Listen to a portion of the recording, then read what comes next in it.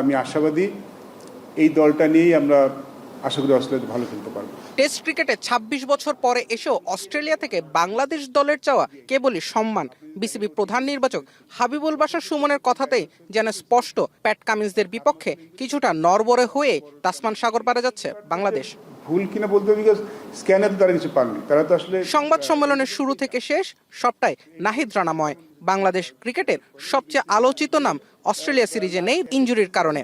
Workload ম্যানেজমেন্টের উপর দায় না চাপিয়ে নাহিদের ইনজুরিকে দুর্ভাগ্যই বলছেন প্রধান নির্বাচক হাবিবুল বাশার সুমন। আপনি একজন ফাস্ট বোলারের যতই চেষ্টা করেন ইনজুরি মুক্ত রাখার, ফাস্ট বোলার আপনি যদি ফাস্ট বোলার হিস্ট্রি দেখেন ইজ ডিফিকাল্ট। আপনি মিনিমাইজ করতে পারেন, বাট ফাস্ট বোলার বোলিং করবে ইনজুরি হবে না, এটা আসলে যতই আপনি চেষ্টা করেন ইজ ডিফিকাল্ট। বাট আমরা কিন্তু অনেক মেনটেন করছি, অনেক তার প্রতিটা মুহূর্ত এক্সট্রা কেয়ারও নেওয়া হচ্ছে।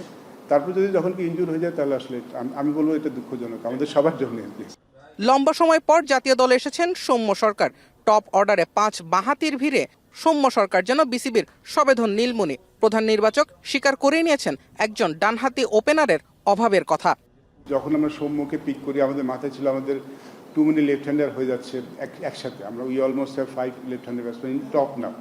এবং আমরা যদি সে তানজিদ তামিম এবং সাদমানকে ওপেন করে, তারপরে কিন্তু আমরা 4 জন পরপর লেফট হ্যান্ডি ব্যাটসম্যান হয়ে যাচ্ছে। এটা আসলে আইডিয়াল না।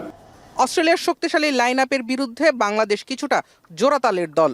সংকট মেনে নিয়েই বিসিবি নির্বাচকরা চোখ রাখছেন ভবিষ্যতের দিকে। আমরা তাদেরকে নিয়ে কাজ করছি। আমাদের সিরিজগুলি হবে হাই পারফরমেন্স এ টিম, তারপরে বলে সিরিজগুলি আমরা আশা করছি যে এই উইদিন এ ইয়ার আমরা হয়তো ওরকম রাইট হ্যান্ডি ব্যাটসম্যান একজনকে প্রস্তুত করতে পারবো ইন ওপেনিং স্লট, যেটা আমাদের আসলে খুব ভীষণ দরকার।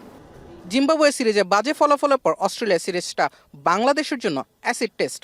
23 বছর পর অজি ভূমিতে বাংলাদেশ লড়াই করবে এতটুকুই আশা নির্বাচকদের। জুবায়ের আহমেদ, এখন, ঢাকা।